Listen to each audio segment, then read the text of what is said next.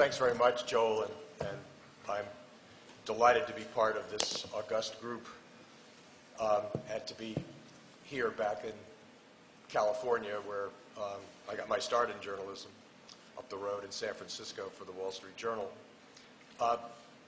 ProPublica is part, but just one part, of the future of journalism.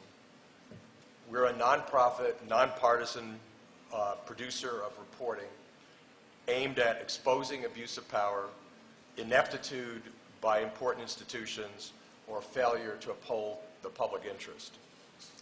There might have been a role for something like us, even if the business model of newspapers hadn't collapsed. But amid the current revolution in news, the role is clear. We can be, if we do our job right, an important bulwark of democracy. Here's what we are and here's what we do. We have 33 journalists, 3 in Washington, D.C., the rest in New York. Their work is published in 2 ways. First, on our own website, www.propublica.org, for those of you scoring at home.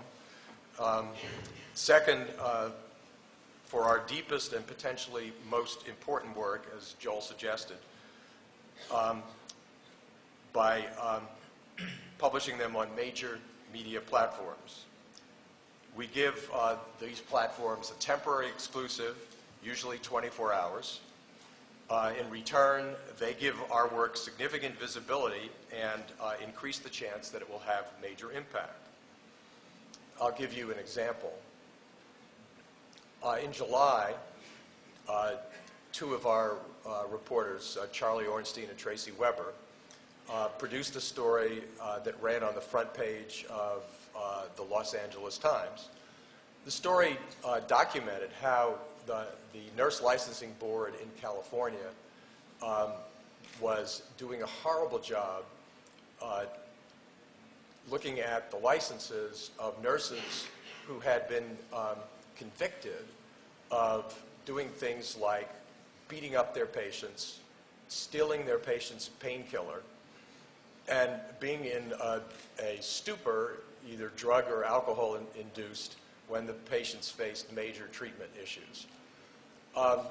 It took an average of 3.5 years, Charlie and Tracy found, and as often as 6 years for this board to pull the licenses or even come to a conclusion about whether to pull a license of nurses with this kind of conviction. As a result, the following syndrome would occur.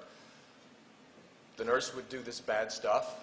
He or she would be found out, would be fired, would take the license a dozen blocks away to another hospital, and the same cycle would start all over again.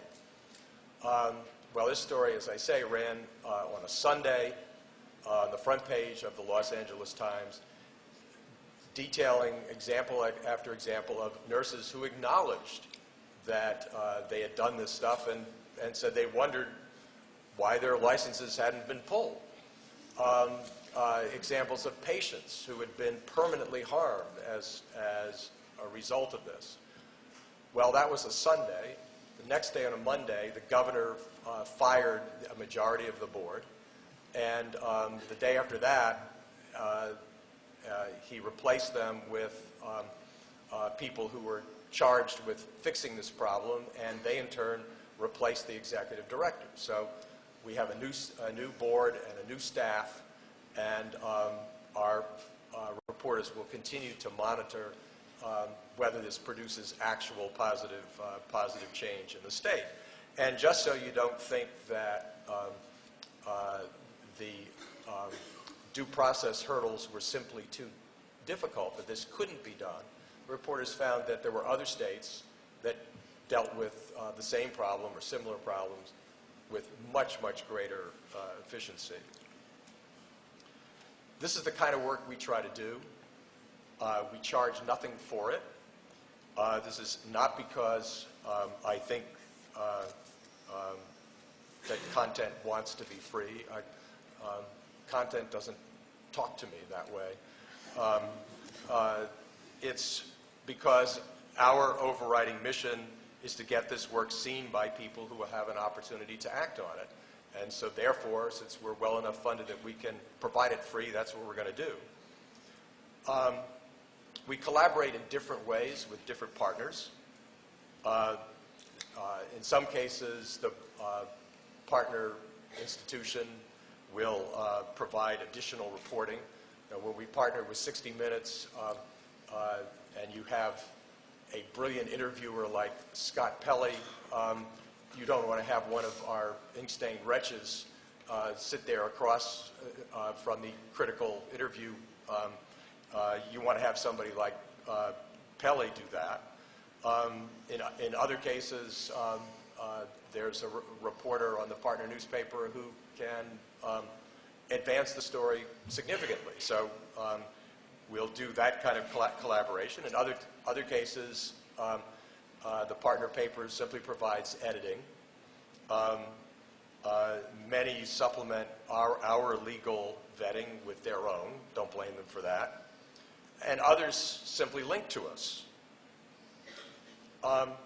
But through these multiple arrangements, we've had considerable success.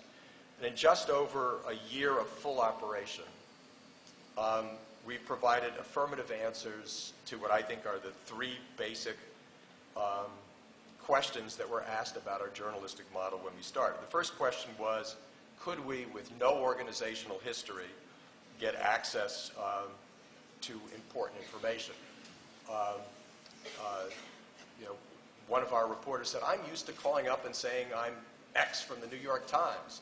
Who's going to return my phone call now? Well, hello, there are a lot of people who know you by your own name, not just by the name of the New York Times. In other cases, when folks saw that we had important information about them and were asking them for their view of that information, they returned our phone calls or returned our emails. So that problem was not a problem. Could we get major traditional media to partner with us? The answer to that is yes. We've been on the front page of the New York Times, the Washington Post, USA Today, Chicago Tribune, Los Angeles Times, Denver Post, Pittsburgh Post-Gazette, most of the major daily newspapers. We've been on 60 Minutes, 2020, CNBC, CNN, public television, public radio, and most of the news websites, Politico, Huffington Post, Daily Beast, MSN, and on and on. The one place we haven't been yet is in the major serious magazines, but we have significant prospects there now. And the final question was, could we dispel the fear that because our lead funders, Herb and Marion Sandler from up the road in San Francisco, that because the Sandlers generally support liberal causes, could we dispel the fears that our coverage would lean to the left as well? And the answer to that is yes. I mean, first of all, it's not that hard. I mean, I edited the Wall Street Journal for 16 years, reporting to a publisher and a CEO who were way more conservative than the Sandlers are liberal, and we were able to keep the Journal's news coverage to the middle of the road. And, but more importantly, people on the right as well as on the left have picked up our stuff and run with it. Just this week, Rush Limbaugh was making a lot of one of our stories. I'm not sure I totally agree with his spin, but it showed what I wanted to show, which is that we have stuff that cuts both ways. So I think we've proved our journalistic model. The next step is to demonstrate long-run financial stability. That is, we need to diversify our funding. Thanks to a generous grant from the Knight Foundation, thank you, Alberto, we have the resources to explore the ways to do that and come up with an optimum strategy for diversifying our funding. The first goal is to meet IRS requirements that kick in 2011, and I think we're well on our way to doing that. Meantime, we'll continue to pound away at making our journalism important to a broad and deeper swath of America. This means some work that old line organizations no longer can get to because their staff is shrunken, but it also means finding altogether new ways to uncover and communicate important news about our key institutions.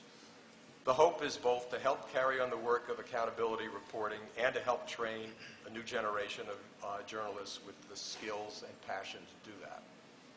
Thank you.